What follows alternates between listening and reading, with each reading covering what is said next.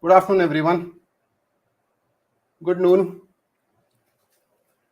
Can I get a quick shout out? Okay, if you guys can hear me clearly.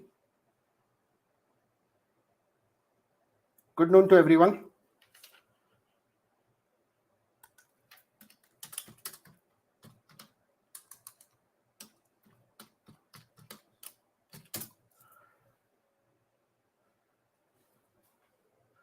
All right. So, thank you. Okay, for that.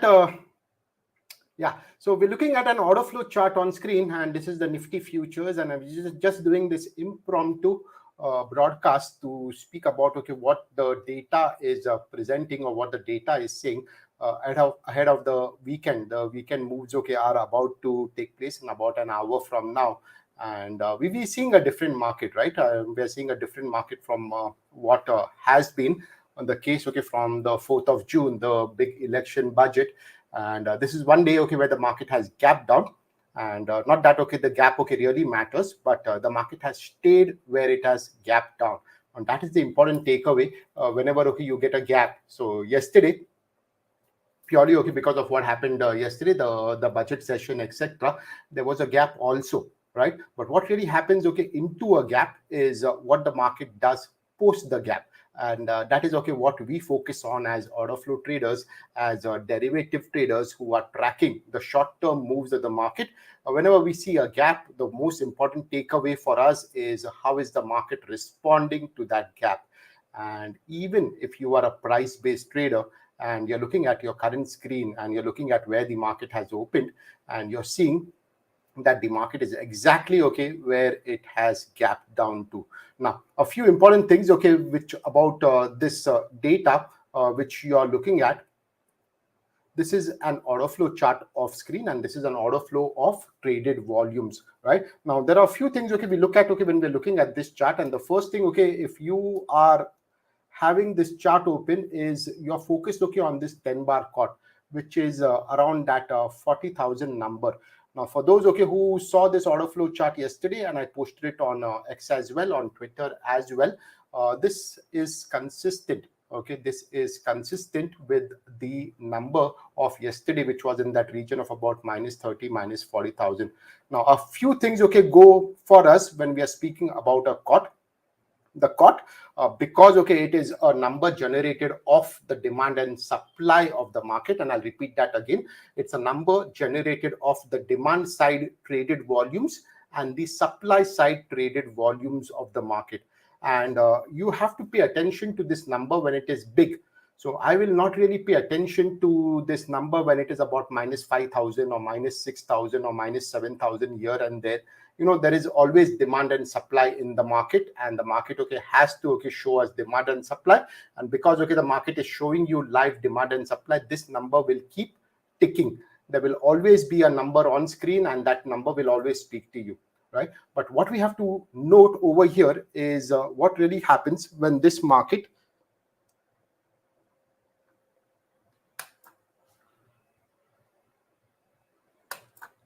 what we have to note over here is what really happens when this market has got some extra imbalance via the demand and via the supply. So in that case, we look at that number as being above -20,000 or below +20,000, and that tells you that there is more demand or more supply side imbalance hitting the tape.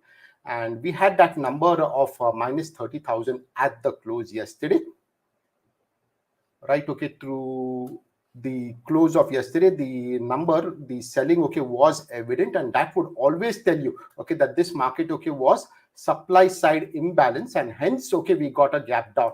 Right now, a lot of traders would think that this was positioned and we got this gap down today because of what happened in the US markets. Now, these are price based traders, and then they can interpret data whichever way they want. But this is the order flow of yesterday.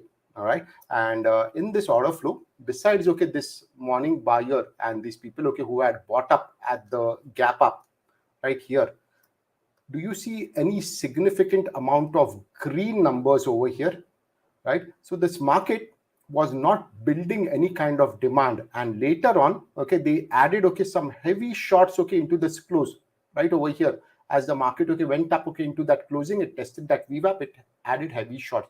Now who are these traders who are adding these heavy shots, and why are they adding short? Do you think a trader who trades about, say, this 2000 lots or this 1300 lots is a random one lot trader or a two lot trader kind of a mindset?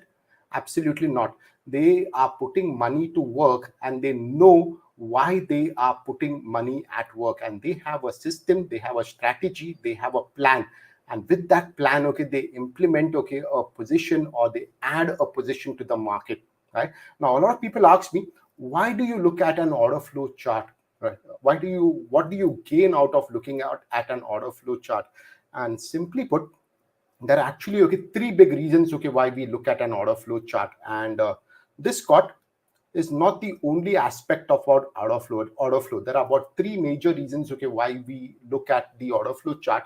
And the most important reason is to find out how the big money is positioned in the market.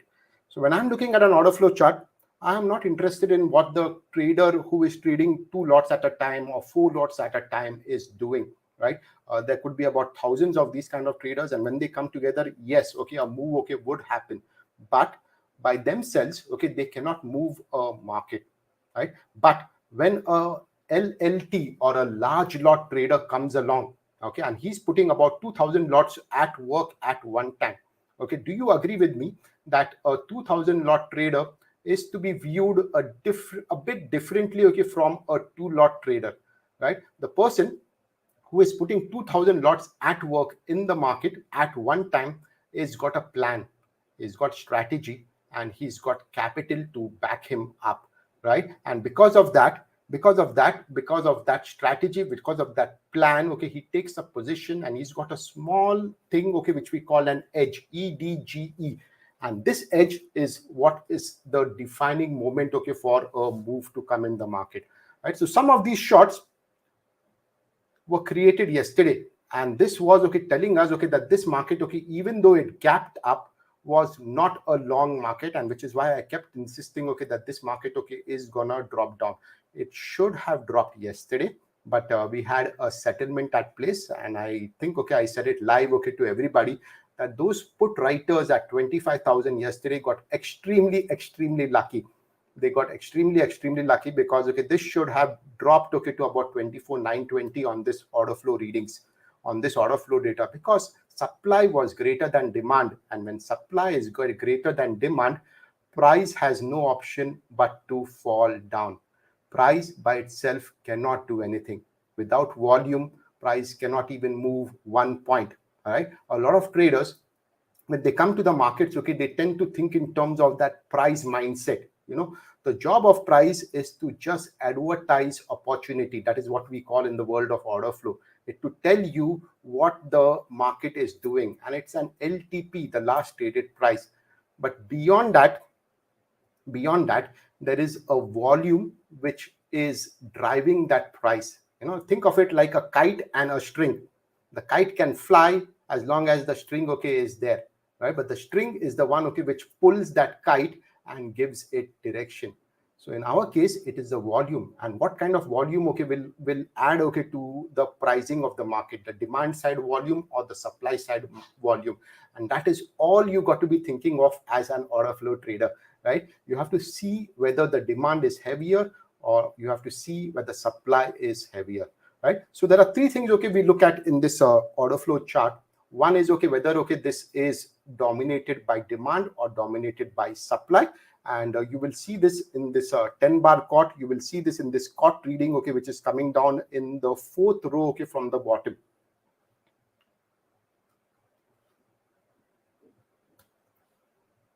Let me just take this banner out.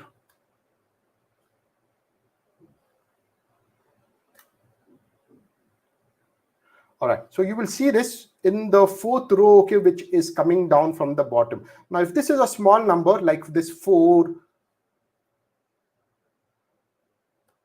like this 4 over here, or even this 497 over here, this is an insignificant number. It does not really matter much to what is happening in that bar. But every time it builds, and I pay particular attention, okay, when it crosses, okay, this 10,000 mark and becomes, okay, 20,000 and 30,000, that's telling you, okay, that within this bar, there is a lot more imbalance happening, and imbalance is what moves market, right? So this 4 is insignificant, okay, this is nothing changed in this bar in terms of volume, in terms of the demand and supply math. But right at the open, after this big gap up, okay, the supply, okay, started taking over from this 10-15 period window, and even though buyers, okay, came to keep price up, supply, okay, was gradually adding into the move of yesterday, and that would tell you, okay, that this market is now, okay, poised, okay, to go downwards. So this is all yesterday, but this is, okay, what we had. So yesterday's red caught is still there in the market, and why would they close? Okay, they are on a 250 point profit, but today there has not been any kind of significant demand added to the market, right? And how do I know that? I'm still looking at what this market is doing over here in terms of all this caught data.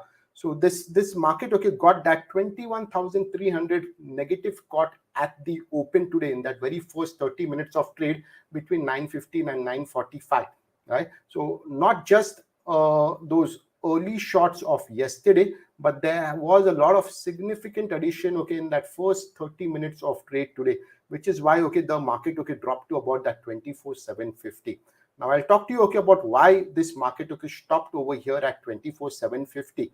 But if you've been following our blog posts, if you've been looking at what we do in terms of market profile, etc., you should be knowing, okay, what is actually the significance of this number and why the market has stopped going down at this number. So for that, you have to open up what we call a market profile chart. And when you open up the market profile chart, you'll see, okay, these different profiles. And I want you to bring your attention to this particular profile right here, right? This is of the 26th of July. And this particular profile, we call this a trend day profile. And what kind of a trend day? It was a trend day up. On this day, on the 26th of July, we saw a large positive caught in the market, and the market, okay, rose, and the market rose higher because of this caught, right? Now, this particular profile had this as the vwap, volume weighted average price. And where has the market stopped today? Exactly, okay, at the vwap of that trend day, right? Now, we make a distinction here at vtrender. Everybody understands vwap, and everybody knows, okay, that vwap is a very important tool when it comes, okay, to the world of derivative trading. But not everyone knows how to use vwap correctly, right? So for me, the vwap of this particular profile is insignificant. I will not even pay attention to it. Okay, this vwap will be important to me because of yesterday, and there was a change in the inventory and order flow yesterday. This vwap is extremely important, and my list of 1 to 10 of a trend day vwap, I will mark it as number 1, top of the list, because it is got a buy side dominated edge up to it, and that is why, okay, the market tested this vwap zone today, volume weighted average price. Now a couple of possibilities happen, couple of possibilities are open, right? As we test this vwap, this is the average price of all the buying, okay, which happened on the 26th of July trend day. Now, what happens, okay, if these buyers, okay, do not step up over here? There were some buyers over here. They are battling against the sellers of yesterday, and not a lot of selling added today, but these buyers are going against the sellers of yesterday. And that is why, okay, we have paused over here at 24,750 today, right? If initiative sellers come in later in the afternoon today, in the K period, L period, M period, into the close, chances are less because today is a normal day, but we have to be open to all kinds of possibilities in the market. If initiative sellers come here either later today or even on Monday, this potentially can drop another 300 points, because you would understand immediately that these buyers are not protecting this level right now, right? It's only holding this level so far because the supply has not added much at that level. We need to see initiative sellers in the market, initiative sellers, okay, who are going to be driving price lower. And when they come, when they start appearing in the market, that is the time, okay, you're going to see a further downside happening. So there is two phases, okay, which are working out over here. Yesterday, okay, what we got, the kind of selling, okay, even though that COT was heavy, we call that selling responsive selling pattern.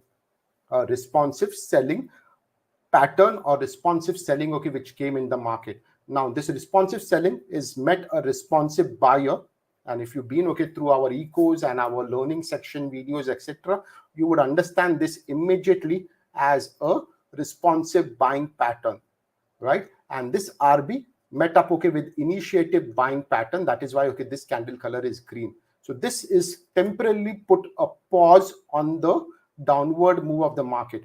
This pause can be taken out only when we get initiative sellers below this RB level, responsive buyers. And this level, 24,750, is also the vwap. So if those traders of that day are not securing their positions and defending that positions, that is why, okay, we could get another round. Now, for now, the data is saying that all of yesterday's shorts are still holding in the market. Okay, these shorts, okay, who came in early at the open, booked about 100 points right here, and they are off the market. They could be intraday traders, but some of yesterday's Thursday's sellers are still there. How do I know? Because yesterday's COT number was about minus 35, minus 30, 33,000. Today it is about minus 42. Not a lot of difference. Like I said, okay, I don't pay a lot of importance, okay, to any number, okay, around that 6, 8, 10,000. But okay, some demand was expected to come over here. It's not yet come. Okay, and that is, okay, is going to be crucial. If this number, okay, goes to about minus 60,000, that will tell you that there is another 20,000 lots of imbalance more added, and that, okay, has got potential, okay, to move the market down further, right? So pay attention to this. You immediately have to track in an order flow chart the role of large lot traders, LLT. Like these guys, they came in 2,000 lots, 3,000 lots, 4,000 lots. They came in right at the open today. Some of them booked, okay, profits over here. 50, 60 points is good enough for them. Some of them, okay, booked over here. Okay, some of them have booked over here and they have gotten away. But the proper shot is created 300 points upwards at about 25,100, 25,200, and that is the shot, okay, we'll have to be watching into the coming week. In fact, okay, the rest of today's settlement also, right? So this is the Nifty order flow. I'll pause here, okay, to take about 1 or 2 questions, and feel free, okay, to ask anything, okay, you need to ask about the order flow. I'm happy, okay, to answer them for you. But I hope, okay, you got a little bit of an insight about the way, okay, we approach order flow and the way, okay, we interpret the data, okay, which comes, okay, from the markets. Anyone, any questions? So just to summarize again, when we are looking at order flow, we're looking at 3 aspects. We're looking at the role of the large lot trader. Don't get carried away by tracking people, okay, who are those 2 lots and 3 lots and 4 lots kind of a trader. We're looking at the role of COT, and that is the net of the demand and supply in the market, and that should tell you immediately, okay, whether the market is dominated by buyers or sellers.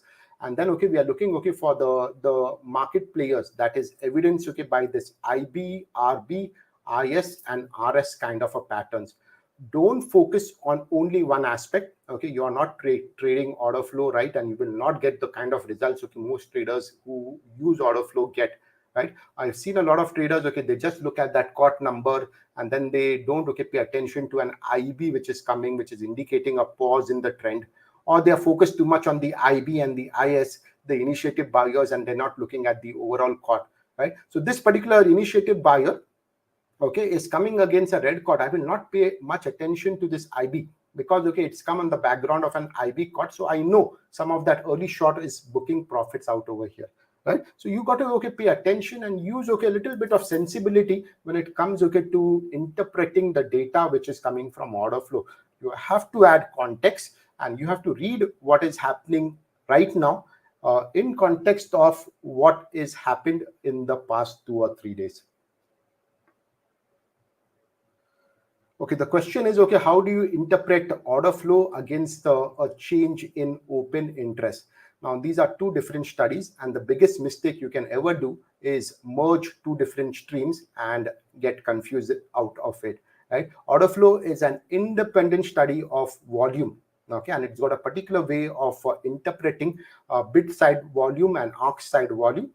Don't mix it, okay, with an open interest, which is another metric, okay, of catching and tracking open of tracking open demand and open supply, open inventory of positions, but don't mix it, okay. And the reason, okay, we go with order flow is because order flow data is instant. It gives you demand and supply, okay, in the next tick.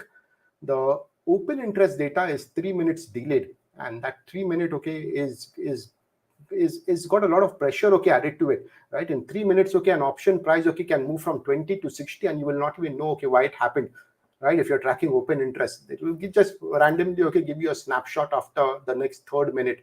But in order flow, you can see it, okay, as it happens, right? So yeah, you are an open interest trader, fine, I get it, okay, but always, okay, give priority to order flow data. So the question is, okay, what is the difference between caught high and caught low? There is no difference for us. There's only something called caught.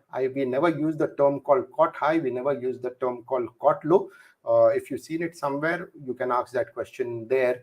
But in our charts, okay, we only use caught. The high and the low is what matters. I just explained to you that a reading above 10,000 contracts is what, okay, can move market, can create imbalances in market.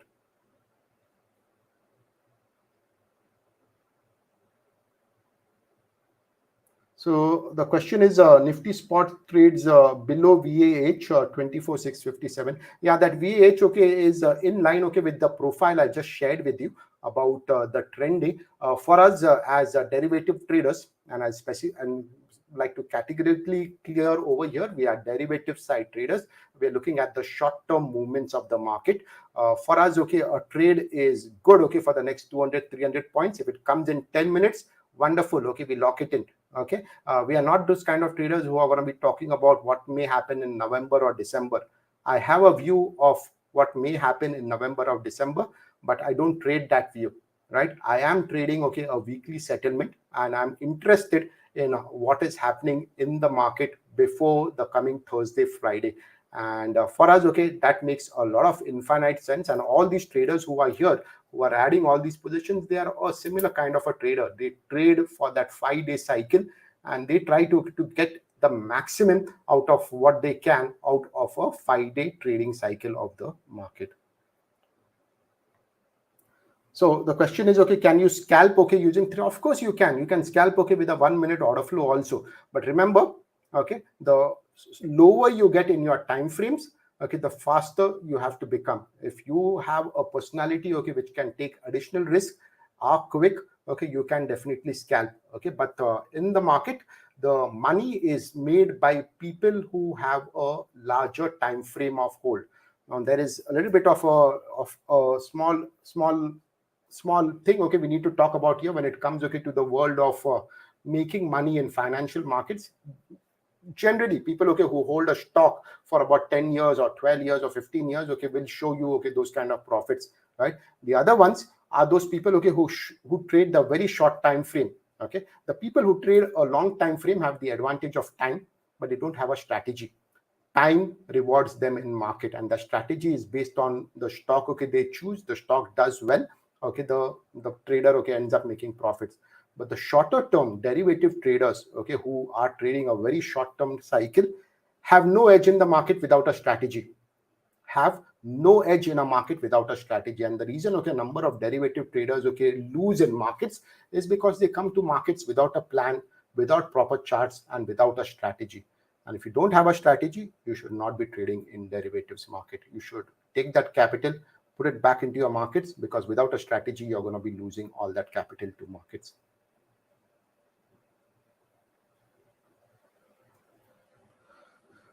So the question is, okay, would it be long in NF looking at RB plus IB in the market? So again, okay, the keyword over here is context.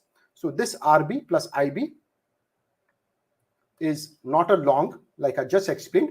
The context is this RB plus IB is come after a 300-point drop. So this is created, okay, by some of the early supply booking, right? It's not a fresh long in the market. I will not pay attention to this IB against a COT, which is on the red, which is on the negative side. This does not hold importance to me. Okay, if I see another IB, yes, then I can look at a possibility of change. But the market does not do V type patterns. The market always trades like a U. So it has a drop or a rise, then it has a pause, and then it goes up or down if it has to go up, right? And the same thing can happen on the way up also. It will always be like this, an inverted U. It will rise, it will pause. That's what we call the consolidation, and then it will start dropping. It never becomes a V, a pointed thing at the top. Very, very rare.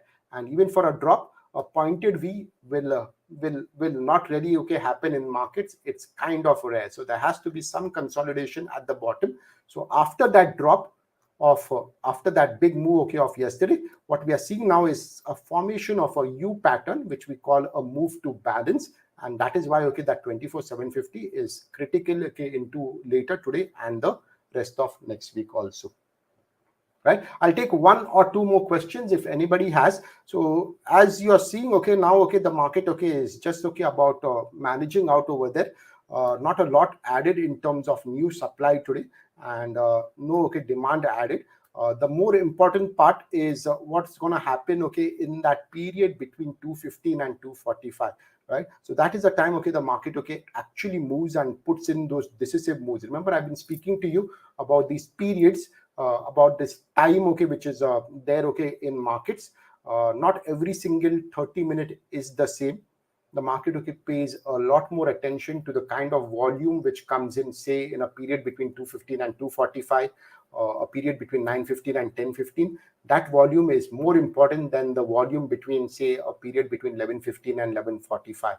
Right, so just try to grab all these nuances together, because that is what is important when you're trying to understand markets. The immediate understanding of structure and not being too dependent on price. Now, remember, there are three things: there is price, there is time, and there is volume. And you will be a complete trader when you can get the importance of all three of them, all three together: price, time, and volume, not just time. Right, so I hope this session was useful, and you can be more data driven going forward. Try to use the power of data to your advantage, and not just about reading data. It's about interpreting it right and making use of it. Right, so now you give yourself a book, and you buy yourself a book from the bookstore, and you leave it on a shelf, and you never read it. You're no different from a guy who never bought a book. Right, so if you're using data, if you're using order flow, learn to interpret it well. And if you do, there is a lot you can gain in terms of profitable trading opportunities. Right, so this August, we have started a new series, and we started this series a bit differently. Work with the power of data. Whatever you all do, you can be an open interest trader. You can follow any other trading strategy. It does not matter. The final goal is that you have a trading plan, you have a trading strategy, and you go to work with that trading plan and that trading strategy. Right, so I leave it over here. Today is looking like a normal day. It's about 1:42 p.m. This is what we call a normal day in the markets in terms of market profile. And we've seen a seller at the open. We've seen a responsive buyer. Nothing much to do over here, but we'll stay open for the K period to come in. And if there is something substantial, we will discuss it further up also. Thank you all for signing up, for listening in. And yeah, let's do this more often. And I'll see if there's anything else to be added. We'll communicate via the X handle. Thank you.